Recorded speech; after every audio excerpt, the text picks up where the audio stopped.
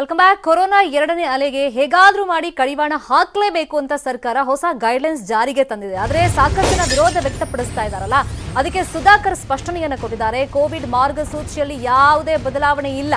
April 20ನೇ ತಾರೀಕಿನ ತನಕ ಮಾರ್ಗಸೂಚಿ ಪಾಲನೆ ಮಾಡಬೇಕು, ಇದು ಕಡ್ಡಾಯ ಅಂತ ಹೇಳಿದ್ದಾರೆ. ಇನ್ನು ಸಿನಿಮಾ ಕ್ಷೇತ್ರಕ್ಕೂ ಕೂಡ ಯಾವುದೇ ವಿನಾಯಿತಿ ಇಲ್ಲ ಅನ್ನೋ ಮಾತನ್ನ ಮತ್ತೊಮ್ಮೆ ಸುಧಾಕರ್ ಹೇಳಿದ್ದಾರೆ.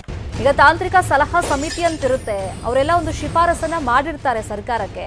ಆ ಶಿಫಾರಸಿನಂತೆ ಕ್ರಮ ನಾವು ಜರುಗಿಸಿದ್ದೀವಿ, ಅನಿವಾರ್ಯವಾಗಿ ಮಾರ್ಗಸೂಚಿಯನ್ನ ಜನ ಪಾಲನೆ ಮಾಡಲೇಬೇಕು ಅಂತ ಆರೋಗ್ಯ ಸಚಿವ ಡಾಕ್ಟರ್ ಕೆ ಸುಧಾಕರ್ ಈಗ ಹೇಳಿಕೆಯನ್ನು ಕೊಟ್ಟಿದ್ದಾರೆ.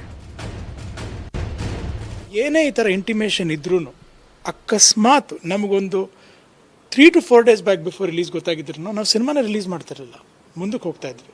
ಸೊ ನಾವು ಕಳೆದ ಸರ್ಕಾರದಿಂದ ಒಂದು ಟ್ವೀಟ್ ಏನಿತ್ತು ಅದರ ಮೂಲಕನೇ ನಾವು ಬಂದು ಸಿನಿಮಾ ಪ್ರಕಾರವಾಗಿ ನಾವು ಯಾವಾಗ ರಿಲೀಸ್ ಮಾಡಬೇಕು, ಏನು ಮಾಡಬೇಕು ಅಂತ. ಅಕಸ್ಮಾತ್ ಈ ಥರ ಲಾಕ್ಡೌನ್ ಏನಾದರೂ ಆಗ್ತಿತ್ತು ಅಂದರೂ ಕೂಡ ಫಸ್ಟಿಂದನೇ ಇದನ್ನು ಪ್ರಿಪೇರ್ ಮಾಡಿ ಹೇಳ್ತಾ ಇದ್ರು.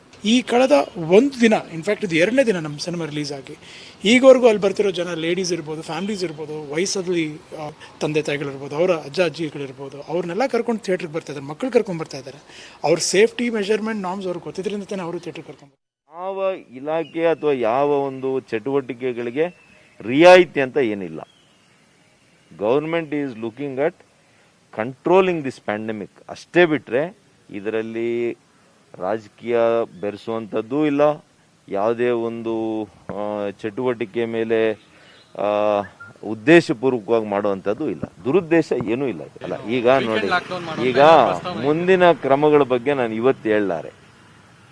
ನಿನ್ನೆಯ ಮಾರ್ಗಸೂಚಿ ಬಗ್ಗೆ ನಾನು ವ್ಯಾಖ್ಯಾನ ಮಾಡ್ಬೋದು, ಯಾಕೆಂದ್ರೆ ನಿನ್ನೆ ಅಂತಿಮ ಆಗಿದೆ, ನಿನ್ನೆ ಸರ್ಕಾರ ಬಿಡುಗಡೆ ಮಾಡಿದೆ, ಅದರ ಬಗ್ಗೆ ನಾನು ಹೇಳ್ಬೋದು. ಸರ್, ಮಾರ್ಗಸೂಚಿಯಲ್ಲಿ ಯಾವುದೇ ಬದಲಾವಣೆ ಅಂತ ಸ್ಪಷ್ಟವಾಗಿ ಹೇಳ್ತಾ ಇದ್ದಾರೆ ಸರ್, ಯಾಕಂದ್ರೆ ಕೆಲವೊಬ್ರು ವಲಯಗಳು ಒತ್ತಾಯ ಮಾಡ್ತಿರೋ.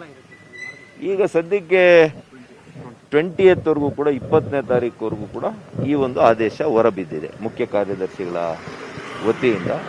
ಬಹುಶಃ ಇದು 20ನೇ ತಾರೀಕುವರೆಗೂ ನಾವೆಲ್ಲ ಕಂಟ್ರೋಲ್ ಮಾಡಿದ್ರೆ, ಎಲ್ಲ ನಂಬರ್ಸ್ ಕಡಿಮೆ ಬಂದರೆ ಖಂಡಿತವಾಗಿಯೂ ಚಟುವಟಿಕೆಗಳ ಅವಕಾಶ ಕೊಡ್ತಾರೆ ಮಾನ್ಯ ಮುಖ್ಯಮಂತ್ರಿ. ಯಾವ ಚಟುವಟಿಕೆ ನಾವು ಕ್ಲೋಸ್ ಮಾಡಬೇಕು ಅಂತ ಯಾವುದೇ ಸರ್ಕಾರ ಬಯಸ್ತದೆ ಹೇಳಿ.